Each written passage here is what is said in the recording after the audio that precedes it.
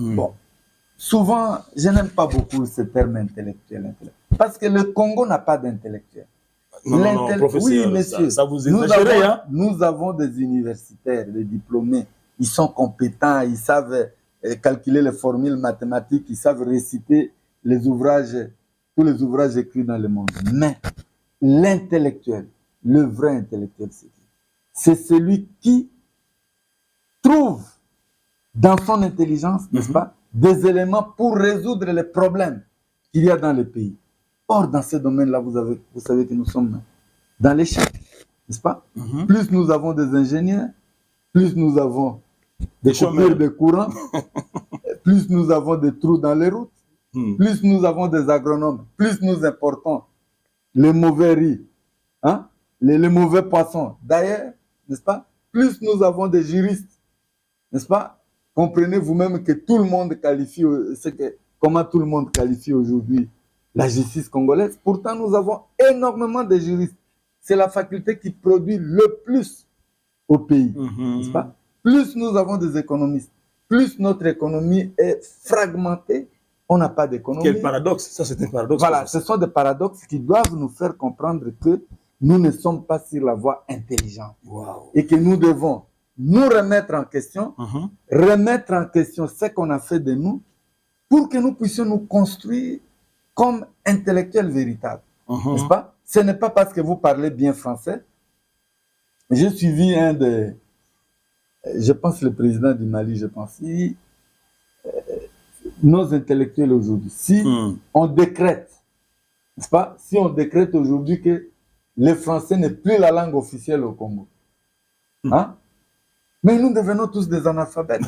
Qui sait parler correctement sa langue? C'est une grande réflexion. Voilà, écrire ça, pour que nous puissions, n'est-ce pas, répandre l'intelligence. Aujourd'hui, nous, les pseudo-intellectuels, n'est-ce pas?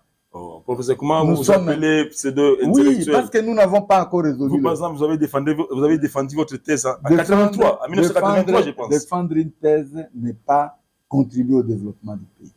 N'est-ce pas? Défendre une thèse, d'ailleurs, c'est pour moi. Chacun qui défend sa thèse, hein, il cherche mais on la met à la place publique, non? Etc. Non, ce que je voudrais vous dire, c'est que nous ne valorisons pas l'intelligence. N'est-ce pas?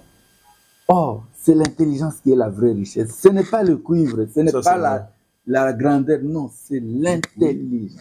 Bon, je vous donne un cas qu'on ne nous enseigne jamais. Vous savez que quand nous on était élèves, on nous disait le cas du Japon est inimitable. Ah bon? C'est ce qu'on nous disait. Et quand je cite l'exemple de la Corée du Sud, qui a été, la Corée d'abord avait été colonisée par les Japonais, n'est-ce pas?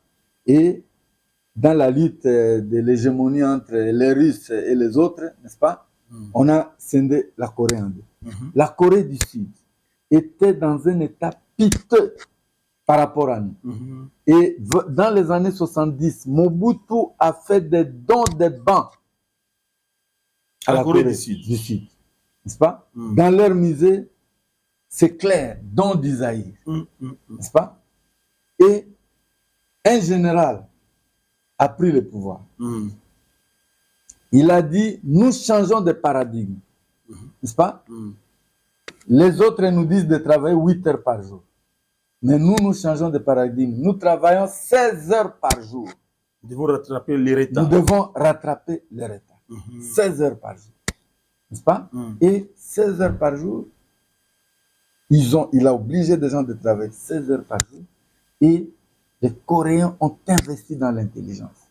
N'est-ce pas? Un enfant coréen, les concours commencent depuis l'école maternelle. Wow. Les études sont très difficiles. N'est-ce pas? Un étudiant coréen dort 4 heures par jour parce qu'il a des concours de toutes sortes. Et voilà, en un rien de temps, ce pays qui n'a rien, n'est-ce pas, est aujourd'hui parmi les 10 premières puissances du monde. Vraiment. Alors, professeur, voilà. Puisque notre thématique, notre thème, l'Occident contre le développement en Afrique ou en RDC, s'inspire de votre livre La mondialisation, je dirais même la mondialisation, l'Occident et les Congo-Kinshasa. Je pense que les réalisateurs sont en train de passer ça à l'écran, c'est déjà pris. Alors, voulez-vous clore cette émission pour nous faire comprendre si j'ai compris votre idée?